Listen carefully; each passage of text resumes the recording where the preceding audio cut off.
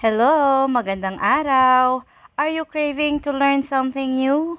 Then it's meal time. Math explained apply to learn time. For today's lesson, we are going to solve quadratic equation using quadratic formula. To solve for the solutions of the quadratic equation, 3x squared minus 5x is plus 2 is equal to 0 using quadratic formula, which is x is equal to negative b plus and minus the square root of b squared minus 4ac all over 2a.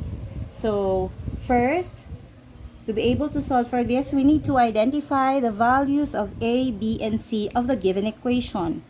In this case, our a is 3, b is negative 5, and c is equal to positive 2. After finding the values of a, b, and c, we are going to substitute this in the quadratic formula.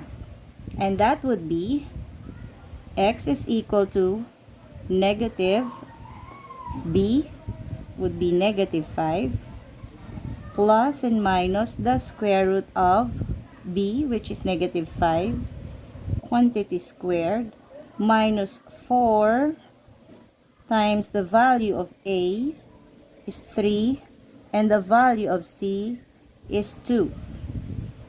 All over 2 times the value of a, 3. And then next, of course, we are going to simplify the result. So that would be x is equal to negative times negative 5 is positive 5 plus and minus the square root of negative 5 squared. Okay, that's 25 minus the product of 4, 3, and 2. So that would be 4 times 3, 12 times 2, 24. Okay. All over 2 times 3 is 6. Okay, next. Let's continue here on this side. So what is 5 plus and minus the square root of 25 minus 24? 1 all over 6. So what's the square root of 1? And that is still 1. So that would be x is equal to 5 plus and minus 1 all over 6. So we rewrite this as 2 separate. That would be x is equal to 5 plus 1 all over 6, and x is equal to 5 minus 1 over 6. So 5 plus 1 equals 6 over 6. What is 6 over 6? That is equal to 1. That's our first solution. Next, what's 5 minus 1? 4 over 6. And the lowest term for 4, 6 is equal to, yes, 2/3. So we have two solutions. In this case, we have x is equal to 1 and x is equal to 2/3. That's it. Given 4y squared minus 4y is equal to 1, we are going to find the solutions using quadratic formula.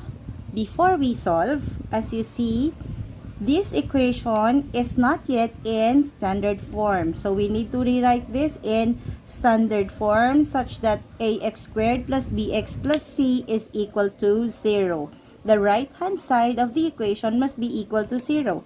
So we use the addition property of equality, or we get the inverse of 1 to make it 0. So that would be negative 1 on both sides of the equation. So that would be 1 plus negative 1 is equal to 0. We rewrite this as an equation. 4y squared minus 4y minus 1 is equal to 0. Now we have an equation in standard form. Then we find the values of a, b, and c before we solve using quadratic formula. Our a is 4, b is negative 4, and c is negative 1. Then we will substitute this a, b, and c to our equation. X equals negative b is negative 4 plus and minus the square root of b, that's negative 4, quantity squared, minus 4 times the value of a, 4, and c is negative 1, all over 2 times a, which is 4. Then, after that, we are going to simplify. So, that's negative and negative 4. X is equal to positive 4. Plus and minus, the square root of negative 4 squared is positive 16. Minus 4 times 4, 16. Times negative 1 is positive 16. So that's negative and negative. That makes it positive 16. All over 2 times a, value of a is 4. This, we continue to simplify. Plus and minus, the square root of 16 plus 16 is 32, over 2 times 4 is 8.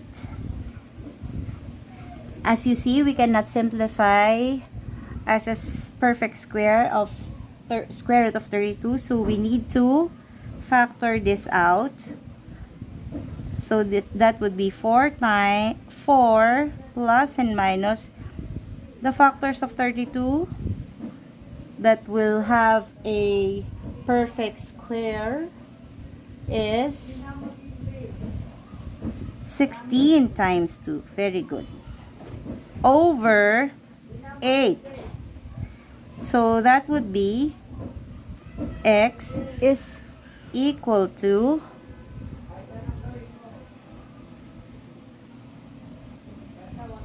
4 plus and minus the square root of 16, 4 square root of 2 over 8. Okay.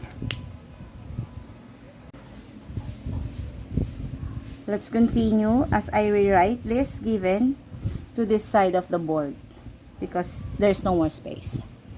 Then we simplify. So what is as 2x, let's separate, is equal to 4 plus 4 square root of 2 over 8, and x equals 4 minus 4 square root of 2 over 8. Remember, we cannot combine 4 and 4 square root of 2 because they are not similar terms. So that's 4 over 8 is equal to 1/2. So that's 1 over 2. 4 over 8 is also 1. So that's just invisible 1 square root of 2. On the right side, x is equal to same 1 minus square root of 2. So now we have two solutions for our given equations. As you see, the answer are solutions that are irrational numbers. So that's it for this given example. Okay, this time our given is 18x squared minus 24x plus 8 is equal to 0. We're going to find the solutions of this equation by using quadratic formula.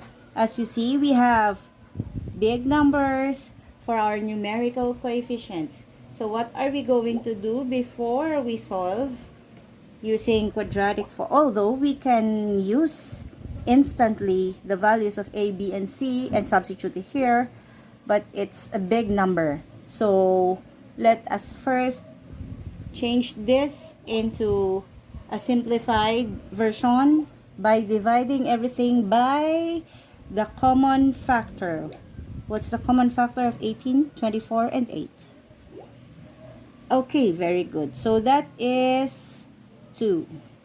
So 18 divided by 2 is 9x squared. 24 divided by 2 is 12x plus 8 divided by 2 is 4 is equal to 0. This time is a simpler version of that. So at least the number are smaller than the original. Then we now get the values of a, b, and c. Our a is 9. Our b is negative 12. And our c is positive 4. Very good. So we simply substitute the values of a, b, and c with our formula, that is x is equal to negative the value of b, negative 12, plus and minus the square root of b, that's negative 12, squared, minus 4, the value of a is 9, times the value of c is 4, over 2 times the value of a, which is 9. Okay, so no more space. Let's continue here on this side. Simplify. X is equal to positive 12 plus and minus the square root of negative 12 times negative 12, or 12 squared, is 144, minus the product of 4, 9, and 4, which is also 144, over 2 times 9 is 18. Next, simplify again. That's 12. What's 144 minus 144? Is equal to 0. So that's plus and minus the square root of 0 over 18. Then we rewrite as 2. What's 12 plus and minus 0? So that's gone, right? So we eliminate that. So what do we have left? 12 over 18. And we simplify 12 over 18 as what? What's the GCF of 12 and 18? Correct, it's 6. So 12 divided by 6 is 2, and 18 divided by 6 is 3. Now, this is our solution. 2/3. Thank you for watching. I hope you've learned something today. It's time for you to apply what you've learned. Share this mealtime with others. And don't forget to like, subscribe for more mealtime together. That's all. See you again next time. Bye-bye.